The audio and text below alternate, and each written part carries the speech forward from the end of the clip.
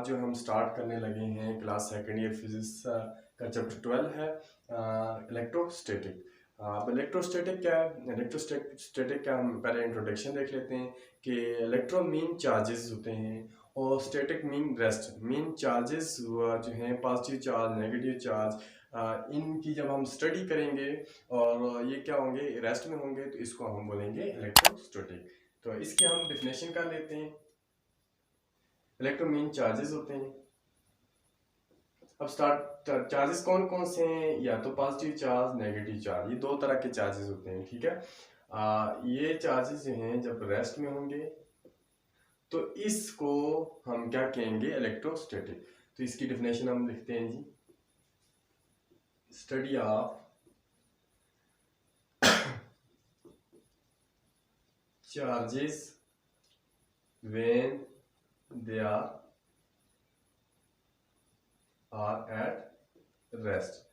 जब ये रेस्ट में होंगे तो तब हम इस ब्रांच को, ये फिजिक्स की ब्रांच है, तो इस ब्रांच को हम बोलेंगे इलेक्ट्रोस्टैटिक्स। अच्छा, तो देखें ये जो चार्जेस हैं पॉजिटिव चार्ज और नेगेटिव चार्ज, ये असल में होता क्या है कि जैसे कि एटम जो है, कोई भी जो है थिंग मटेरियल जो है वो किससे मिलके बना है? एटम से। अब एटम क्या है? एटम के अंदर एक न्यूक्लियस होता है जिसमें प्रोटॉन और न्यूट्रॉन होते हैं। इसी तरह आउटर मोस्ट शेल में क्या होते हैं? इलेक्ट्रॉन होते हैं। जैसे कि फर्स्ट शेल में 2 इलेक्ट्रॉन, इसी तरह अगले में 8 इलेक्ट्रॉन, तो सो कंटिन्यू इसी तरह। तो ये जो इलेक्ट्रॉन होते हैं, इलेक्ट्रॉन के ऊपर कौन सा चार्ज होता है? Negative charge. इसी तरह प्रोटॉन के ऊपर पॉजिटिव चार्ज और न्यूट्रॉन इज न्यूट्रल। अब यहाँ देखें, ये जो इलेक्ट्रॉन जो नजर आ रहे हैं, इलेक्ट्रॉन, इसको हम नेगेटिव चार्ज वैसे कंसीडर करते हैं। इसी तरह प्रोटॉन जो है पॉजिटिव चार्ज होते हैं। तो नेक्स्ट जो है, जो टॉपिक जो है हमने स्टार्ट करना है वो है कूलम लॉ। फर्स्ट टॉपिक है क्लास सेकंड ईयर फिजिक्स का। तो कूलम लॉ को डिस्कस करते हैं। कूलम लॉ क्या है जी?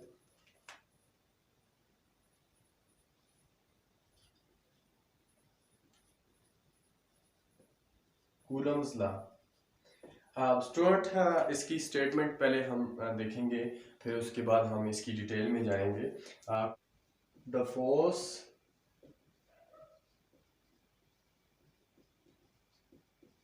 between two charges, two charge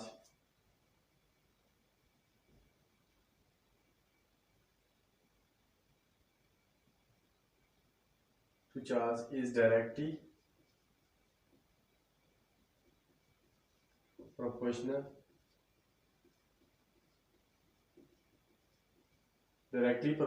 to the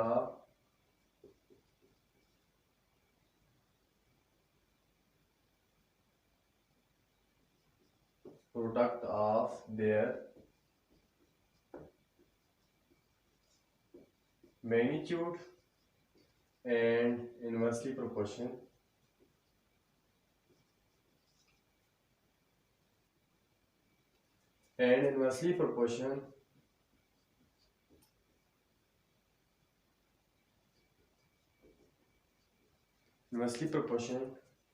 to the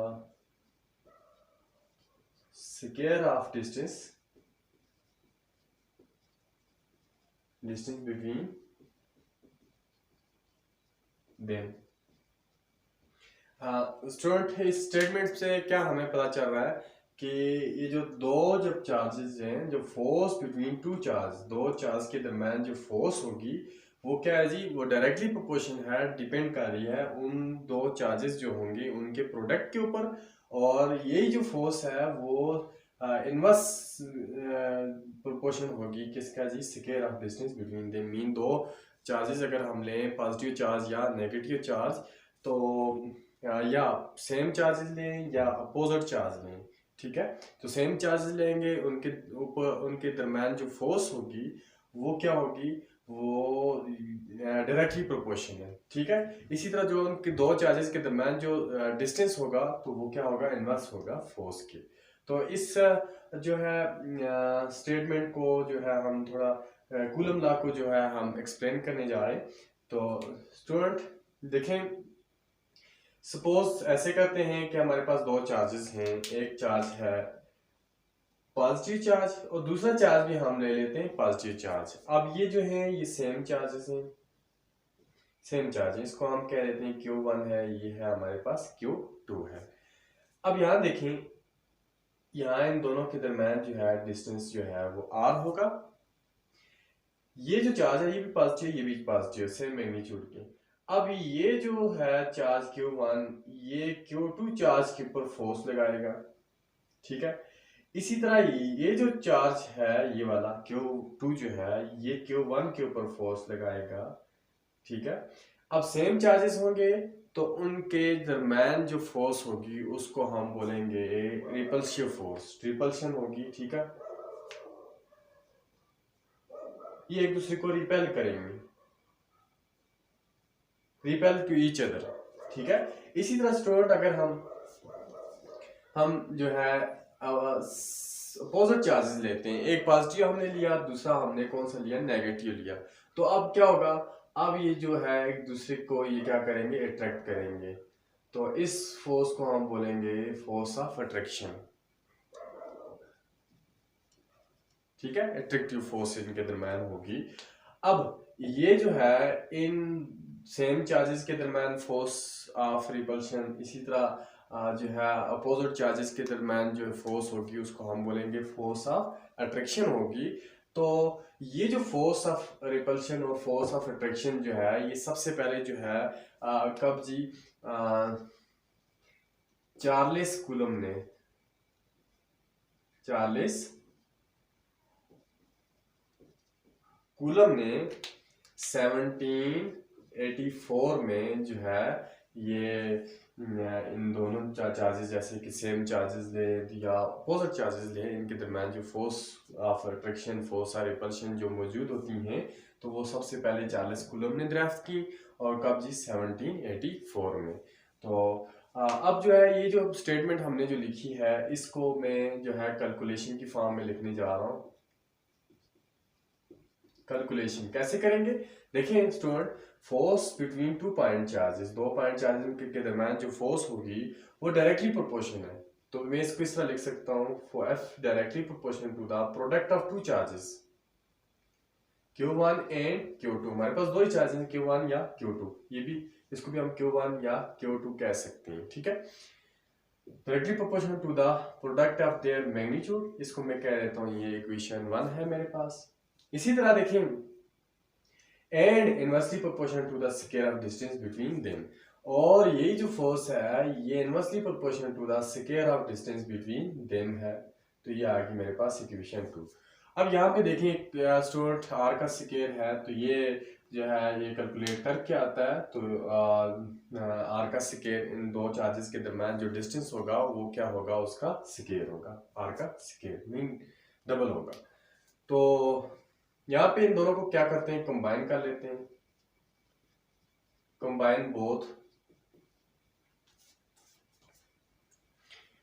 both equation, equation 1 and 2।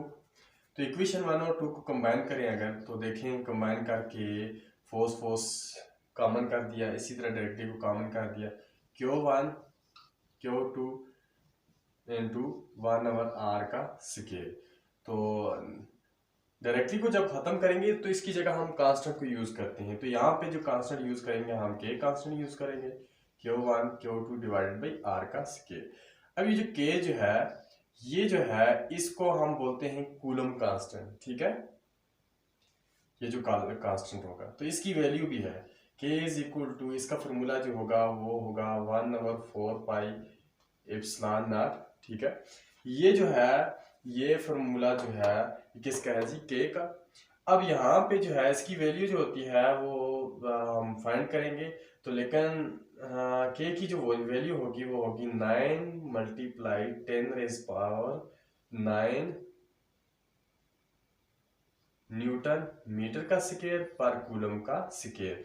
ये जो वैल्यू है ये के की है। अब ये कैसे आई है, ये किस तरह आई है, तो इसको हम देख लेते हैं। अब स्टूडेंट ये जो k की वैल्यू है ये किस तरह आई है, एक फॉर्मूला जो है k is equal to 1/4 pi epsilon naught. अब एप्सिलॉन नॉट जो है इसकी वैल्यू अगर पुट करें तो एप्सिलॉन नॉट की वैल्यू जो है वो 8.85 क्रॉस 10⁻⁻12 कूलम का स्केयर पर न्यूटन मीटर का स्केयर। तो ये जो है वैल्यू जब आप पुट करेंगे इस फॉर्मूले में, क्योंकि आपको पता है स्टूडेंट पाई की वैल्यू जो होती है वो होती है 3.14, और जब इसमें पुट करेंगे तो हमारे पास जो है वो के की वैल्यू आ जाएगी। ठीक है, तो के की वैल्यू हम इसमें पुट करते हैं, ये जो हमारा हमने फॉर्मूला निकाला हुआ है ये वाला, तो इसमें अगर पुट करें F is equal to 1/4 pi epsilon naught Q1 Q2 divided by R का स्क्वायर। ये जो फॉर्मूला है हमारे पास, इसको हम बोलेंगे कूलम, जो है कूलम का ये फॉर्मूला, कूलम ला ये। तो अब स्टूडेंट यहाँ देखें, ये जो है जब हमारे पास कोई भी मतलब कि उसके दरम्यान कोई आपने फ्री स्पेस रखी हुई है, तो वैक्यूम रखा हुआ है, तो उस वक्त जो है हमारे पास ये फॉर्मूला होगा। अगर ऐसे कर लेते हैं कि अगर दो चार्जेस हम लें,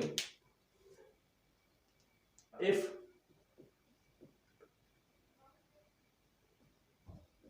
medium present between two charges, दो चार्जेस की बिटवीन अगर कोई मीडियम हम अगर ले लें, ऐसे कि ये एक चार्ज हमारे पास पॉजिटिव, ये भी पॉजिटिव चार्ज है, इनके दरम्यान जब हम कोई मीडियम ले लेते हैं तो तब क्या होगा स्टूडेंट, जब हम कोई भी मीडियम लेंगे ना, तो उसके लिए जो है इस कूलम लॉ में क्या फर्क पड़ेगा, फोर्स के ऊपर क्या फर्क पड़ेगा। ये जो फोर्स है, ये जो फोर्स है ये वैक्यूम वाली है। ठीक है, जब जो है वैक्यूम होगा, मीडियम नहीं रखा होगा, जब हम मीडियम रखेंगे तो इसके लिए 1/4 pi epsilon naught Q1 Q2 divided by R का स्क्वायर। और जो एडिशन जो हम करेंगे इसके दरम्यान जब हम मीडियम को लेंगे तो मीडियम के लिए हम एप्सिलॉन R यूज करते हैं। ठीक है, तो ये है एप्सिलॉन R। एप्सिलॉन R क्या है, इसको हम बोलते हैं, ये है जो है डाई इलेक्ट्रिक कांस्टेंट, इसको कहते हैं, इलेक्ट्रिक कांस्टेंट होता है ये। ठीक है, जब हम मीडियम यूज करेंगे तो इसके उसके लिए हम जो है एप्सिलॉन R यूज करेंगे।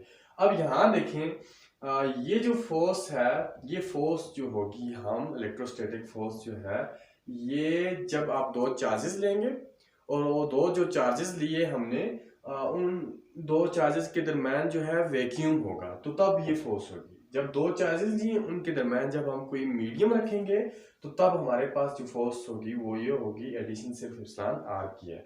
अब इसमें यह है कि फोर्स जो है वो ज्यादा फोर्स किसकी है, कौन सी है, वैक्यूम वाली है या मीडियम वाली है, तो ये हम देख लेते हैं।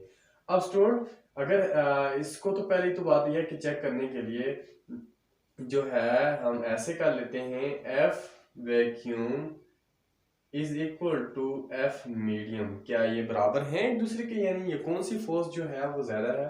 तो इसके लिए ये है कि अगर हम कंपेयर करना चाहें तो 1/4 पाई एप्सिलॉन नॉट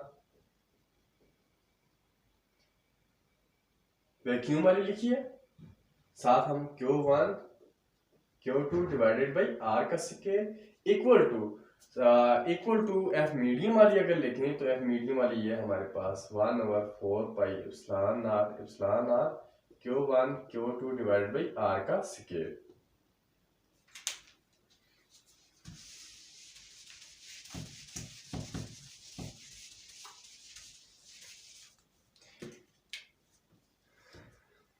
अब यहाँ पे देखें 1/4 pi epsilon not 1/4 pi epsilon not, तो काट के Q1 Q2 divide by R का square, Q1 Q2 divide by R का स्क्वायर।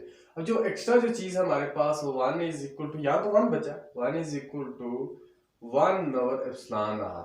ठीक है, तो यहाँ पे देखें स्टूडेंट जो है, अगर आप इसमें जो है इजाफा करना चाहिए, ऐसे है कि जैसे कि एप्सिलॉन R, अगर आपने मीडियम बढ़ाया, मीडियम को बढ़ा दिया तो क्या होगा, जो है फोर्स क्या होगी वो कम होगी। यहाँ पे देखें, इस रिलेशन में देखें, एप्सिलॉन R, आपने डाइलेक्ट्रिक को जब हम इसमें ऐड करेंगे तो क्या होगा, मीडियम वाली फोर्स जो होगी वो क्या होगी, कम होगी देन किससे जी, वैक्यूम वाली से। ठीक है, अब यहाँ पे देखें, अगर ये दो चार्जेस हैं, पॉजिटिव चार्ज और दूसरा भी चार्ज हमने कौन सा लिया, पॉजिटिव चार्ज। अब ये एक दूसरे को क्या करेंगे, रिपेल करेंगे। अब ये चार्ज है Q1 और ये चार्ज हमारे पास Q2, इन दोनों के दरम्यान जो डिस्टेंस होगा उसको हम R बोलेंगे, ठीक है। ये अब ये जो चार्ज है Q1 चार्ज, इसके ऊपर फोर्स लगेगी, किस चार्ज की वजह से, Q2 चार्ज की वजह से फोर्स लगेगी इसके ऊपर। अब F, ये चार्ज कौन सा है, 1, और किसकी वजह से लग रही है, 2 चार्ज की वजह से, F1 2। और इसी तरह इस चार्ज के ऊपर Q2 चार्ज जो है, F2 चार्ज, F2, इसके ऊपर जो फोर्स लगेगी वो किस चार्ज की वजह से लगेगी, वो 1 वाले चार्ज की वजह से लगेगी। इसी तरह हम इसको इस तरह लिख सकते हैं, F21। तो अगर इसको लिखना चाहे, F12 is equal to F21, ये दोनों एक दूसरे के इक्वल तो हैं but opposite to each other है, ठीक है। तो एक के साथ हमने माइनस साइन लगा दिया। अब मजीद अगर लिखना चाहिए, F12 फोर्स किसके इक्वल है, कूलम लॉ जो है, कूलम फार्मूला जो अभी हमने निकाला, 1/4 pi epsilon naught Q1 Q2 divided by R का स्केल। वेक्टर फॉर्म में लिखना चाहे तो R12 इंटू R12 का यूनिट वेक्टर, ठीक है। और इसी तरह F21 किस तरह लिखेंगे, F21 is equal to 1/4 pi epsilon naught Q1 Q2 divided by R21 का scale into R21 unit vector. तो इसको हम इस तरह भी लिख सकते हैं। स्टूडेंट, ये था कूलम लॉ। मिलते हैं नेक्स्ट वीडियो में, तब तक के लिए अल्लाह।